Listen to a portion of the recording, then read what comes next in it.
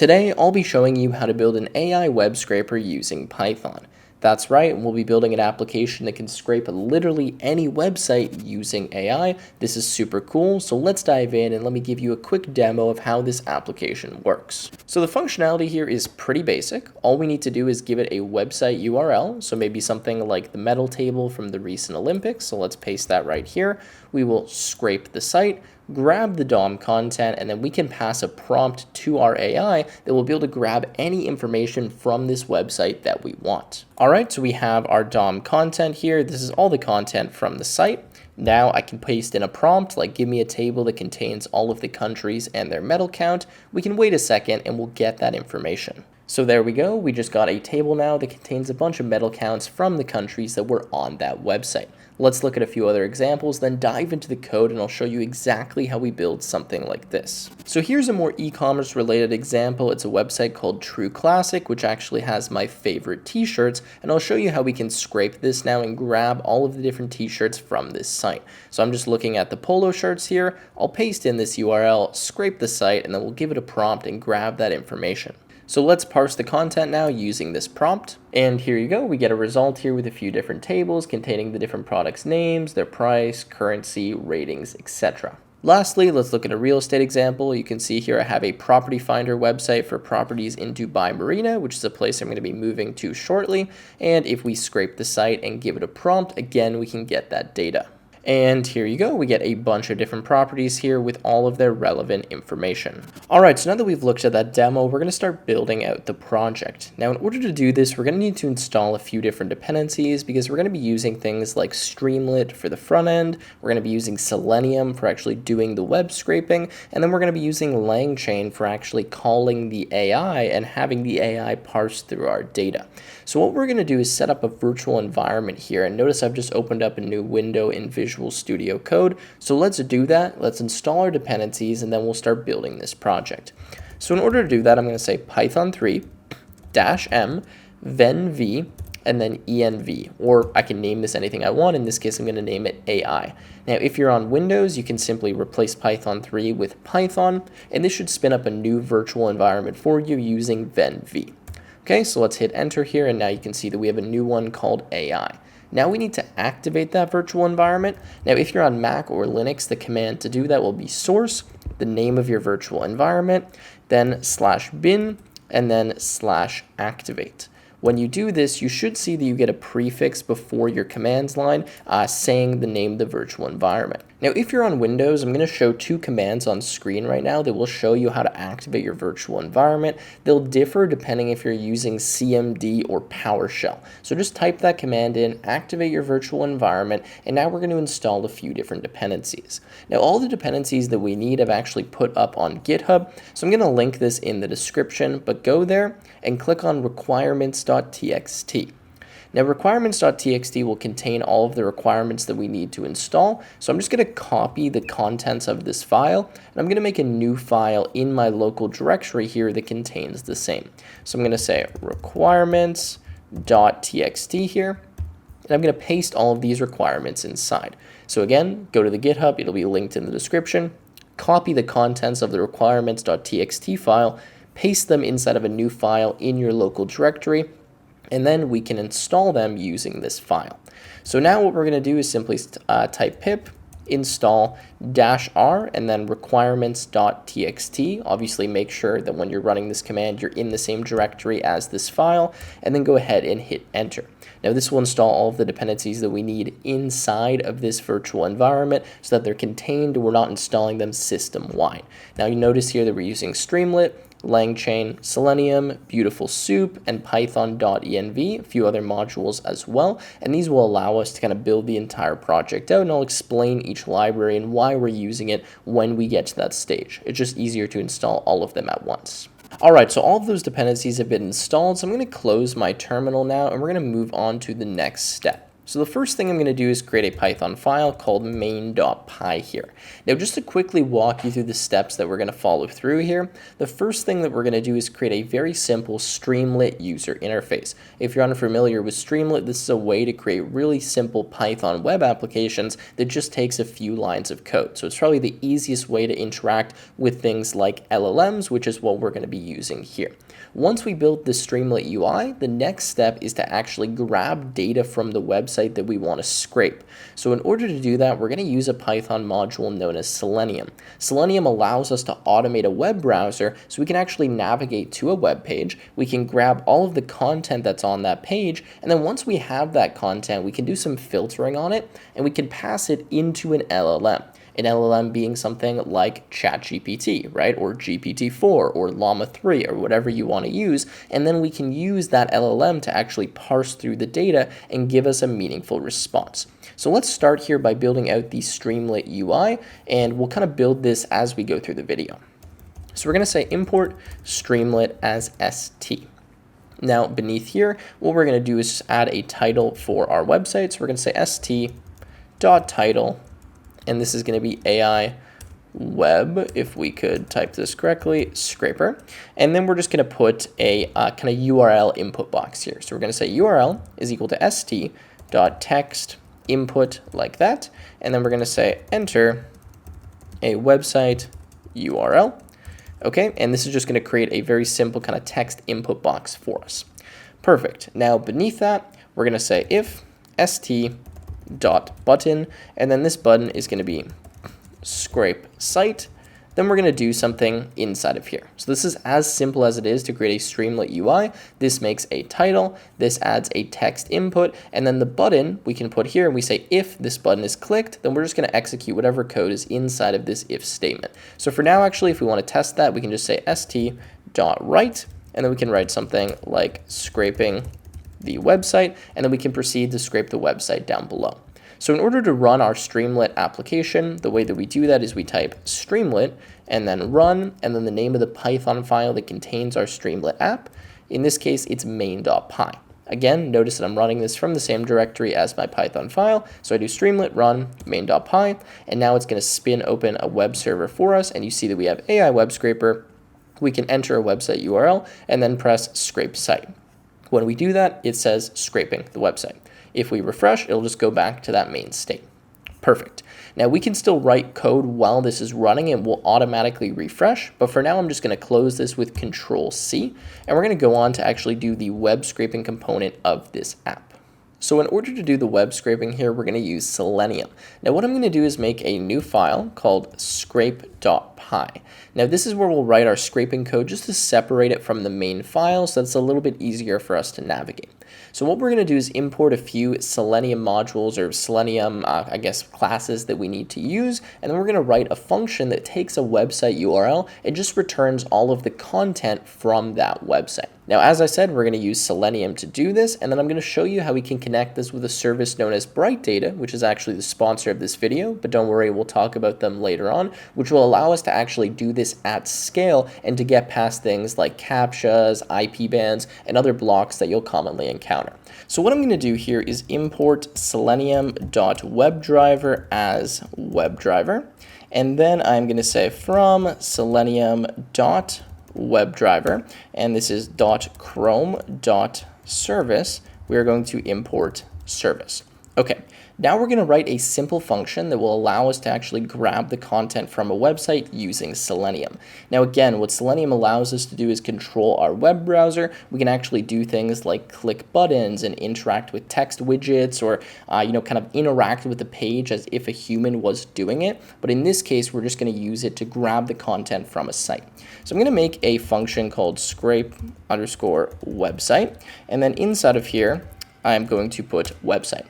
Now what I'm going to do is just do a print statement, and I'm going to say launching Chrome browser, just so we know what's going on here. And I'm going to write a few different variables. So the first thing I'm going to do is say Chrome driver path is equal to an empty string. I am then going to specify some options. Now options is going to be WebDriver dot Chrome options. We need this when we set up the WebDriver. Even though it's empty, we still need to pass it, and we could specify options here later on. And then I'm going to say driver is equal to WebDriver.Chrome, and we're going to say service is equal to service, and we're going to pass inside of the service our Chrome driver path. We're then going to say options is equal to options. So let's save that, and I'll just make this a bit bigger so we can see. And let's write the rest of the code, and then I'll quickly explain what all of this is doing. So we're going to write a try block, and we're going to say driver.get, and we're going to try to get the website. What this does here is use our WebDriver to actually go to this specific website, and then once we're on the site, we can grab the content from it. So we're just going to do a print statement, and we're going to say print page loaded, ... so we know that it's loaded. And then we can grab the HTML by simply saying HTML is equal to driver.page_source. Then we can return the HTML, and we can have a finally block here where we say driver.quit, and that's it for this function. Okay, I know I went fast. Don't worry, I'm going to explain what's happening here and what the next step is. So the first thing we need to do is we need to specify where our Chrome driver is. Now this is actually an application that we'll need to download in just 1 second that allows us to control Chrome. So we need to have a Chrome driver, and this application will be different depending on what operating system you're using. We then have options. Now the options are so we can specify how the Chrome WebDriver should operate. We don't need to pass any options right now, that's why it's blank, but we could specify that we want to run it in headless mode, or we want to ignore images or something along those lines.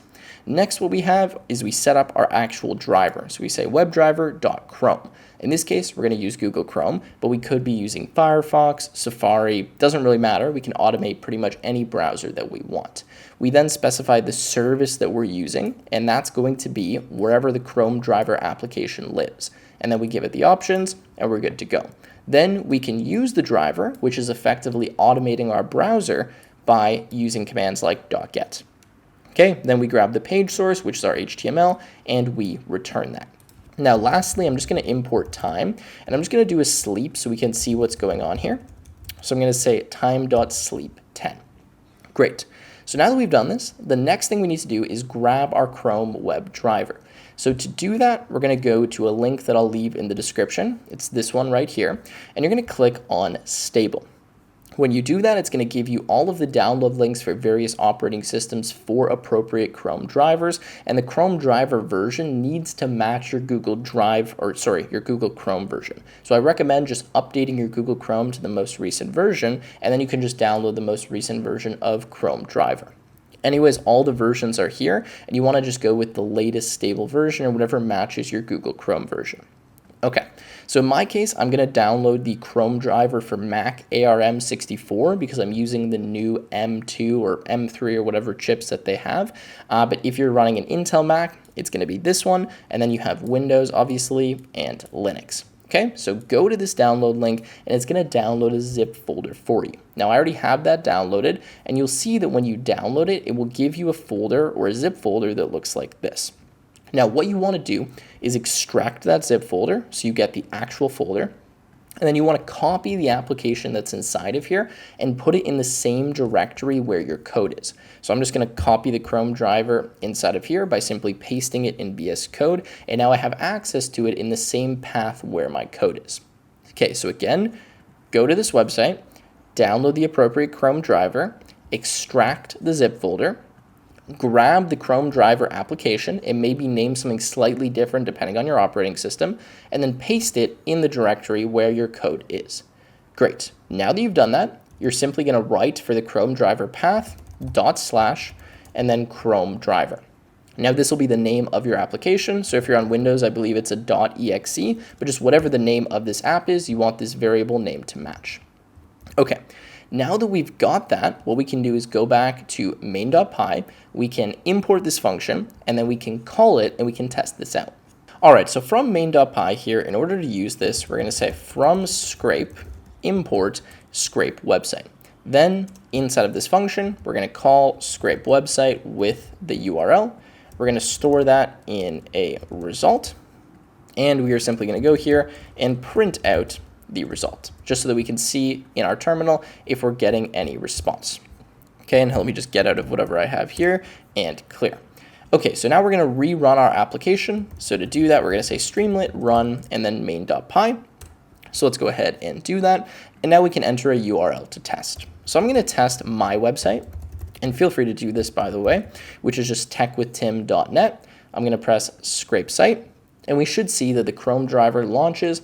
It shows our website. We're just waiting for 10 seconds here, where you can check out my software development program. Great plug there.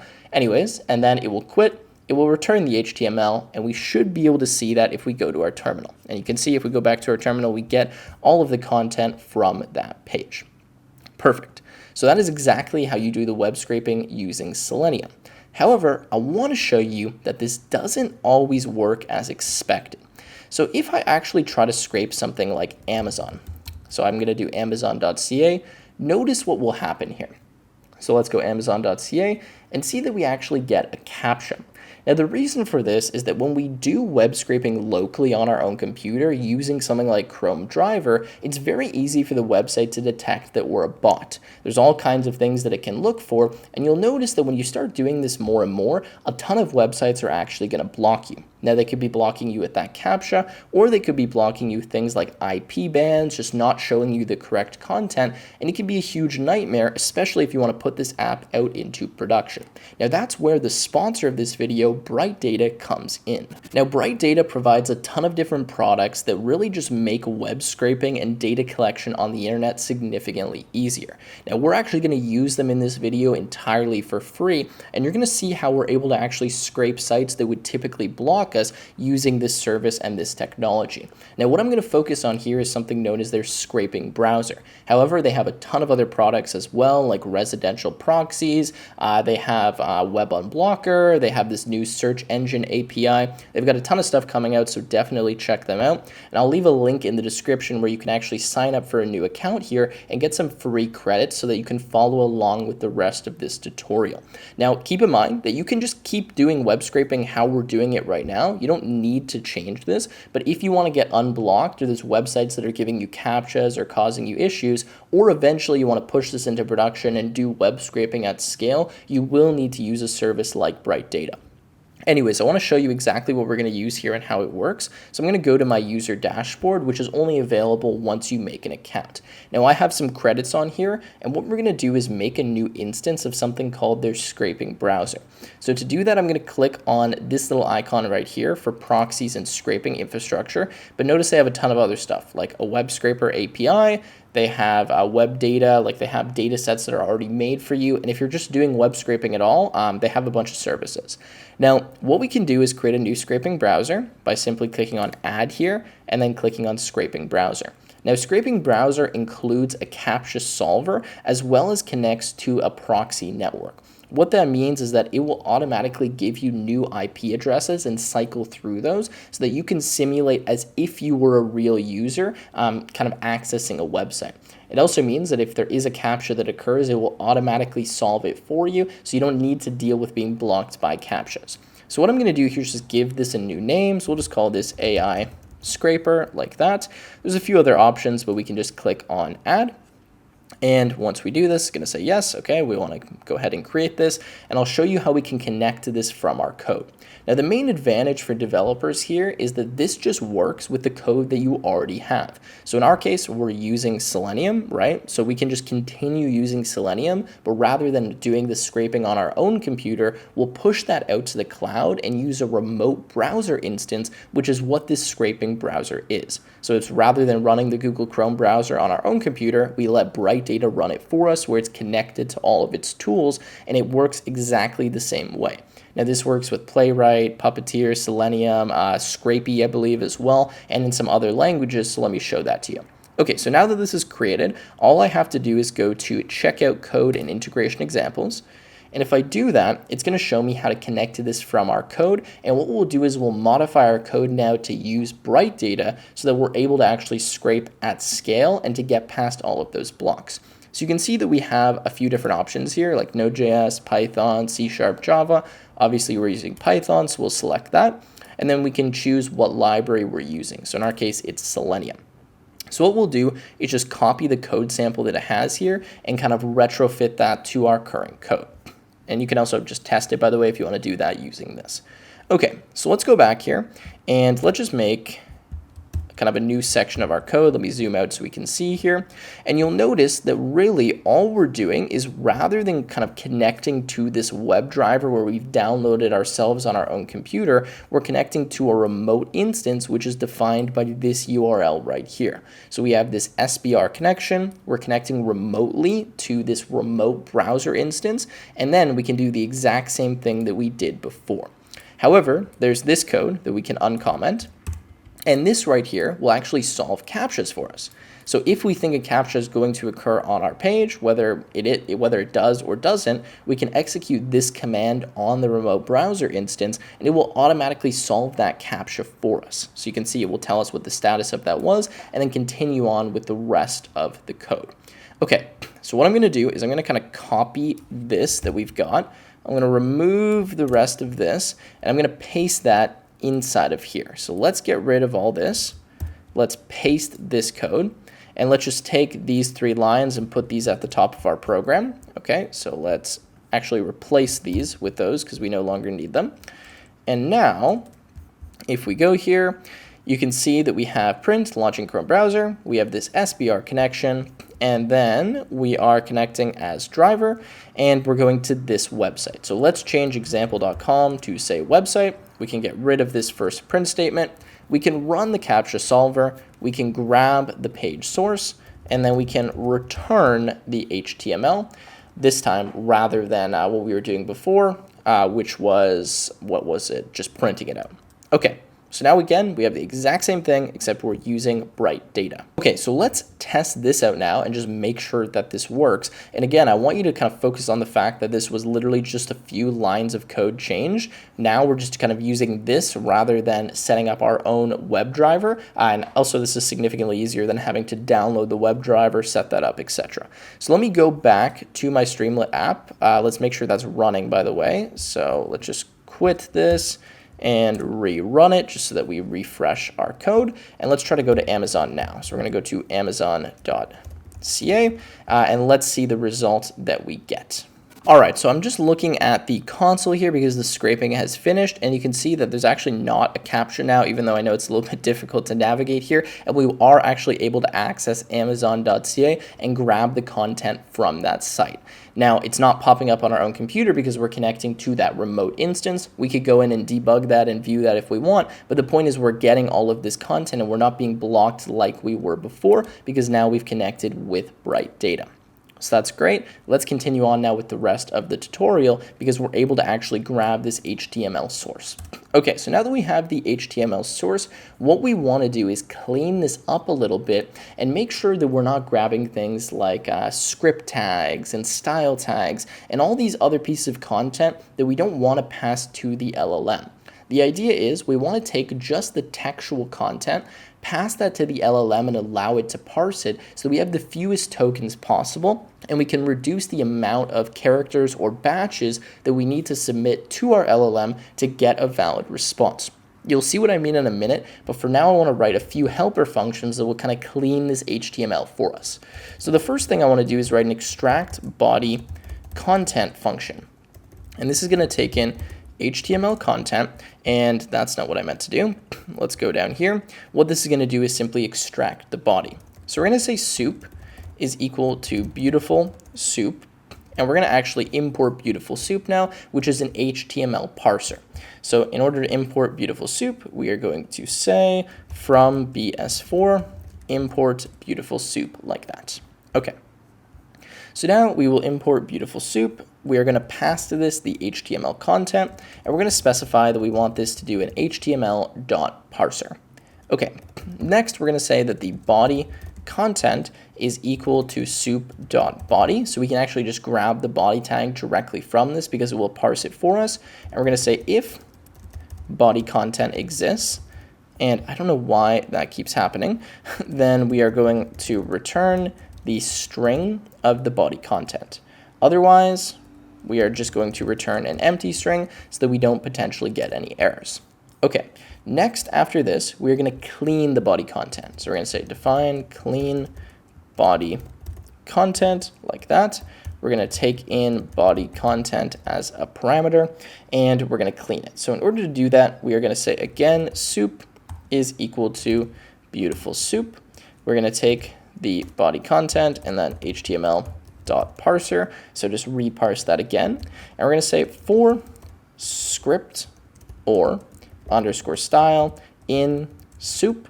And then we're going to take script and style. Then inside of here, we are going to say script or style dot extract. And what this is effectively going to do is it's going to look inside of our parsed content for any scripts or style, and it's simply going to remove them. So that's all this is doing. It's just getting rid of those tags because we don't care about the styling or all of the scripts, which is just unnecessary characters. Okay, next what we're going to do is we're going to say cleaned content is equal to soup.get underscore text. And we're going to specify that the separator is equal to the \n character. So let's do that. So \n, sorry. This is the new line character, which just says, okay, get all of the text and then separate it with a new line. Perfect. Now what we're going to do is say cleans underscore content is equal to, and this is going to be \n dot join. And what I'm going to do here is write some fancy code that's going to effectively remove any \n characters that are unnecessary. So a lot of times when you grab the content from the HTML, you're going to get a bunch of empty text strings. I want to remove all of those strings so that we don't have them in our text. So in order to do that, I can do the following. I can say line.strip for line in the cleaned content dot split lines if line.strip. Now what this effectively says is if a \n character is not separating anything, so if there's no text between it and the next thing, then we're just going to remove it. So that means get rid of all these kind of random \n characters that aren't actually separating any text and just exist in the, the text that we don't need. So stripping will remove that. It'll also remove any leading or trailing spaces. Great, and then after this, we're going to say return the cleaned content like that. Okay, the last thing that we're going to do is split this content up into batches. So what happens is when we want to use an LLM, we have a specific token limit. Now that token limit is usually about 8,000 characters.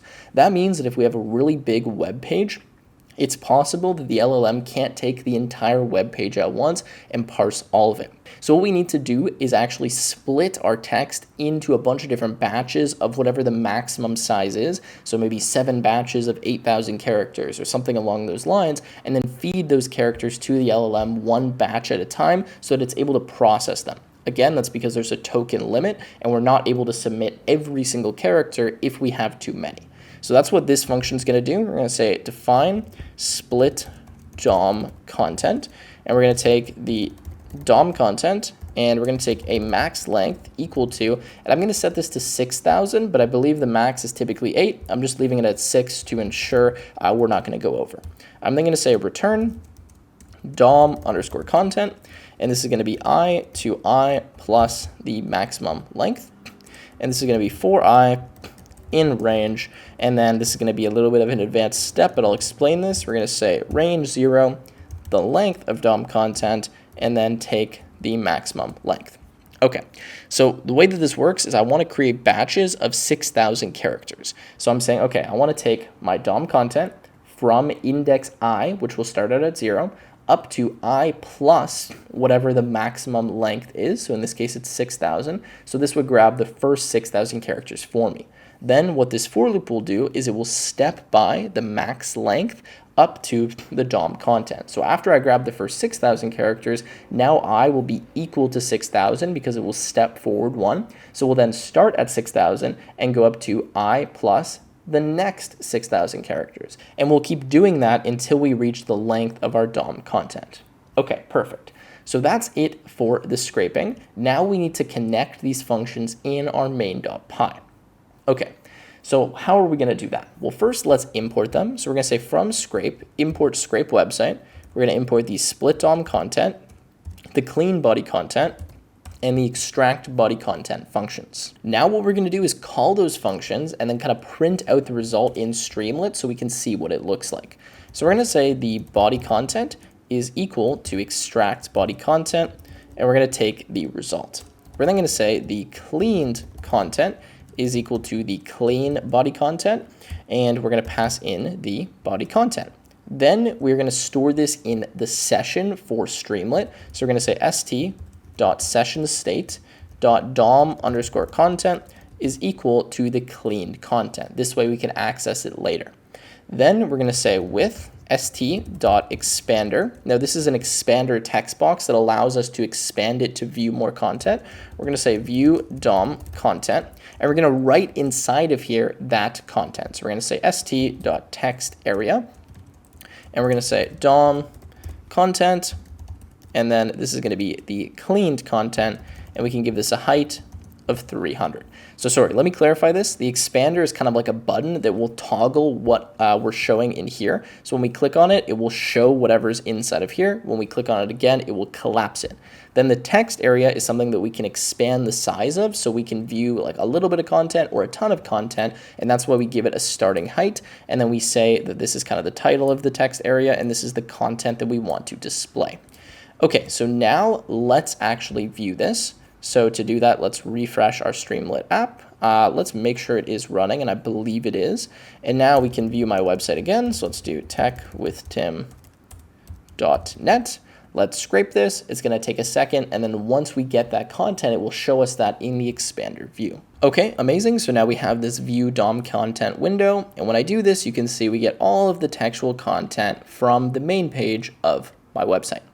Perfect. So that is that. That's actually a lot of the hard work done.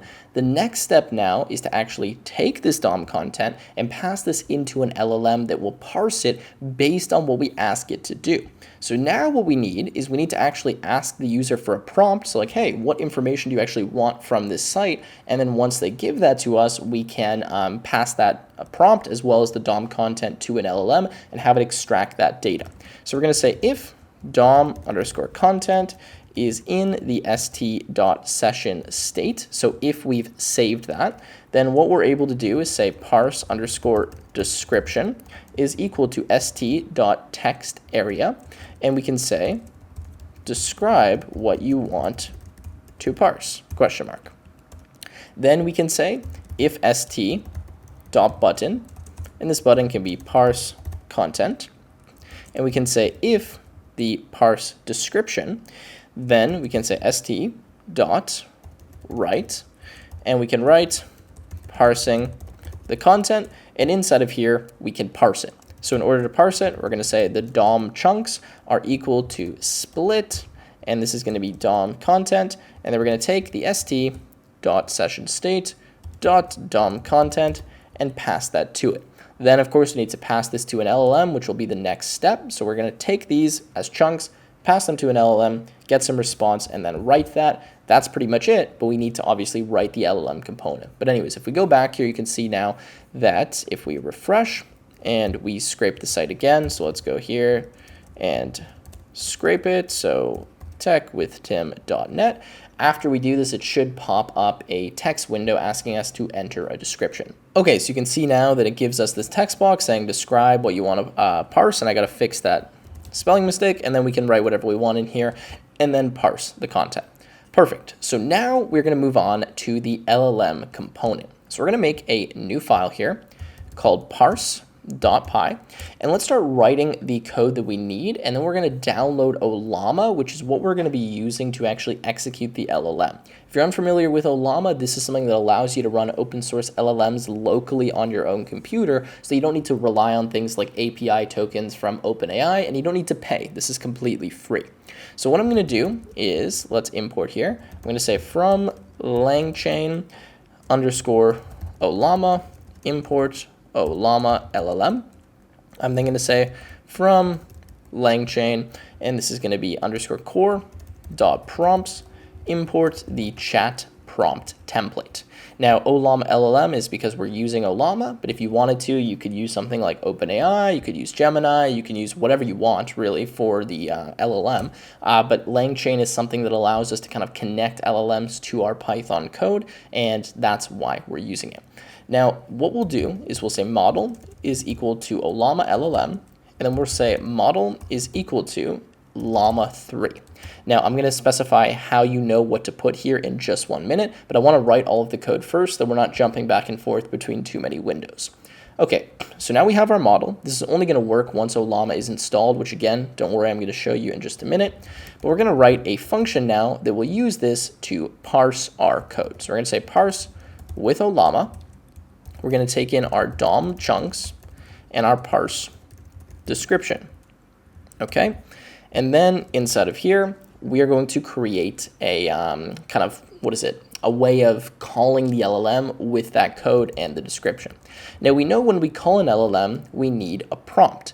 Now we will have a prompt that comes here from Streamlit, so it's like, describe what you want to parse, but we need to give it some more detail so that it knows what to do with that, as well as the DOM content that we're about to pass it. So what I'm going to do is copy in a template here from my GitHub. So this is the template. Let's just make this a little bit smaller so you can actually read it. And you'll notice that inside of the template, we have two variables, DOM content and parse description. If you're unfamiliar with how templates work, all you can do is write a bunch of normal code in strings, which is what I'm doing. And then you can specify any variables that you want to be injected when you actually execute the prompt. In this case, we want to pass the DOM content and the parse description. Now, I won't read the entire thing to you, but it pretty much says, you're extracting specific information from this content. Here's the description of what the user wants, and then it just gives some more specific instructions to make sure that, we get a decent response from the LLM. You could improve this prompt, you can change it around, but this is one that I found worked fairly well, so that's why I'm copying it in here. Now, if you want to find that prompt yourself, you can go to GitHub, you can go to parse.py, and you can simply copy it directly from here, which is exactly what I just did. Okay, so now we're going to go into the parse with Ollama function. So what we're going to do is say prompt is equal to chat prompt template, and then this is going to be dot from, not messages, dot from template, and we're going to pass the template that we wrote. We're then going to say the chain is equal to prompt, pipe, and then model. This is the straight pipe on your keyboard. If you're familiar with it, it's on the far right-hand side, typically beneath the delete key. I just say that because a lot of people aren't familiar with this character. It's usually with the backslash, okay? Anyways, now we have a chain. This means that we're first going to go to the prompt, and then we will call the model. That's kind of how it works with lang chain. We're then going to create a array here, or a list called parsed results. And what we're going to do is pass all of the different chunks to our LLM and then grab the results and store them in here. So we're going to say for I, comma chunk, in enumerate, and we're going to enumerate over the DOM chunks, and we're going to start equals 1. When you say start equals 1, that just means that I will start at 1 rather than 0, so that we don't need to add 1 to it if we're going to be printing out the value. It doesn't actually change the enumeration, it just means that I will start counting at 1 rather than 0. Okay, next we're going to grab a response. So we're going to say response is equal to chain.invoke. Now this is how you call the LLM. And when you call it, you need to pass two variables, and they need to match the variables that you specified here. If you change the prompt and add other variables, well, then you need to pass those as well. So we're going to pass the DOM underscore content, which is equal to the chunk, because we're passing one chunk at a time. And then we're going to pass the parse description. Okay. And then parse description like that.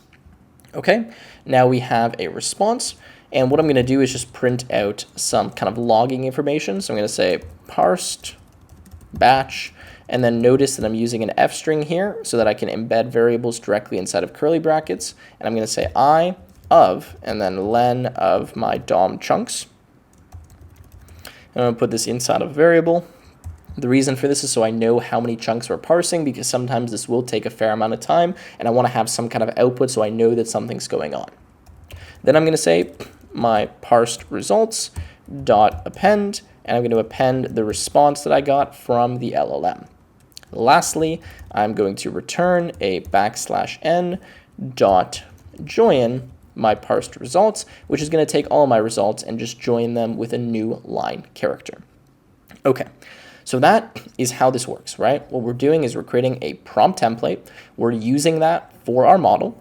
We are then just taking all of the chunks from our DOM, right? So all of those 6,000 character chunks, and we're going to pass them into the prompt. So we pass them as DOM content, and then our LLM knows what to do because of the instructions that we've given it, as well as that parse description that we provided from the Streamlit UI. We parse one chunk at a time. We then take those, append those into the results, and then we join them and return them. That's it. Now, obviously, you can do this with other LLMs, and the faster your computer is, the faster this is going to execute. There's ways to parallelize this, add asynchronous code, and to make this run a lot faster. But for the simplicity of this video, this is what I am going to be doing. Okay, so this is great, but this only works once Ollama is installed. So let me quickly show you how we install Ollama. It's pretty straightforward. You're just going to go Ollama install on Google, and you'll see that you have a download Ollama link. So I'm just going to click on this one right here. And notice that you have three options, Mac, Linux, and Windows. So obviously click the appropriate one and download Ollama. Now, once Ollama is downloaded, you need to run it. And in order to run it, you're going to open up your terminal or your command prompt, and you're going to type the Ollama command. Now, when you type Ollama, you should get something that looks like this. And now what we need to do is pull an Ollama model. So the Ollama model is what we're actually going to be using. We need to download the model locally before we can execute it. So in order to do that, actually, let's go to the Ollama GitHub quickly, and I'll show you a bunch of different options that you have. So if you go to Ollama GitHub, you'll see that if you scroll down here on this page, it shows you all the different models that you can use. Llama 3.1, Mistral, Code Llama, you got a bunch of different options. So you can pick what you want, but notice the size of them, okay? So obviously, the bigger the model you download, the more performant it's going to be, but the harder it's going to be to run. And it will specify down here how many gigabytes of RAM you need in order to run these various different models. For example, if you want to try to run, Llama 3.1, this has 405 billion parameters. You're going to need a very intense computer. I don't even think my computer, which is an M2 Max, would be able to run that. So pick an appropriate model based on the specs of your computer, and then you can run it. So for example, let's say you just want to do Llama 3.1. Okay, what we can do is we're going to go here to our terminal, and we're going to type Ollama pull and then the name of the model, which is Llama 3.1. Now I already have this, so I'm not going to run it, but you would run this code. It would then download the model for you, and then you just need to wait for that to finish, and then you're able to actually use it. Now in order to use the model, you can say Ollama run and then something like Llama 3. When you do that, it's going to give you a prompt window. You can say something like hello world, and then you can actually use this model. So I have Llama 3, obviously. If you have Llama 3.1, then you would change this to Llama 3.1. And I think I want to exit. So can I do /exit? Yes, and then that will get me out of that. Okay, I know I went fast there, but I'm just trying to quickly show you how to get Ollama on your system. Now that Ollama is on your system, we can start using this code. So let's go back to main.py, and let's import that function. So we're going to say from parse import, and then this is going to be parse with Ollama. And now all we need to do is say result is equal to parse with Ollama, and then parse the DOM chunks and the parse description. Now the parse description is right here. Okay, so that's perfect. And then we can just say st.write, and we can write the result to our terminal. That's it. So now let's test this out and see if it works. So we're going to go back here. We'll do techwithtim.net just to check my website. So let's refresh this and just make sure that this is working. So we'll go https://techwithtim.net, and we'll wait for that to scrape. And then we'll just give it a prompt like, can you describe this site or something, and see what it tells us. Okay, great. So we've got the DOM content here. So now I'm going to say, hey, can you put all of the main titles from this page in a table for me, ? I don't know exactly what kind of result we're going to get from that, but let's see what happens if we do this. And you see that it shows us the main titles that I found, which actually are correct: tutorials, courses, community, gear, shop, donate, software development program, my software development program, and tech with Tim. Boom, it just parsed that content for us. Now we can try with a more complex site. So let's use one of those real estate sites I showed you before. Okay, so here's a property finder site that just has a bunch of different properties from Dubai Marina. This is the same example we looked at the beginning of the video, and this is interesting because I'm actually going to be moving to Dubai shortly, so I might actually want to make a web scraper that can organize a bunch of these properties for me. Anyways, point is, I put that link here. Let's scrape it, and then I'll give this a prompt, and we'll see if it can organize that for us. Okay, so the site is scraped, and if we go here, I'll just say, can you please collect all the relevant information and organize it in a table, and let's see what that gives us. And you'll notice if we go back here, by the way, to the terminal, that it should be showing us the batches. So here it said, parsed batch 1 of 1, and this one, actually, let me just click it again. I don't think that button worked. It should pop up and tell us, parsing batch 1, parsing batch 2, parsing batch 3, as it goes through there. Okay, and there we go. That actually happened quite quickly, and it gives us a table here of this property information. Sweet. So that is pretty much it for this tutorial. I wanted to create a simple AI web scraper for you, and I wanted to leave this so that you could extend it and make it more customizable to whatever it is you want it to do. Obviously, this isn't going to work perfectly, and there's a lot of tweaks that you could make, but you can imagine the potential you can have with something like this, right? You can use this to scrape real estate. You could use this to scrape e-commerce. You could use this to scrape really anything that you want, and if you knew the kind of website you wanted to scrape, you could customize this even more, give it a better prompt, give it more information, and you could even make this kind of go back and forth where you could ask multiple questions and just keep going and refining the result that you want to get. So much potential here with this type of AI web scraping. This really just scratches the surface, and I hope you enjoyed this video. If you did, make sure to leave a like, subscribe, and I will see you in the next one.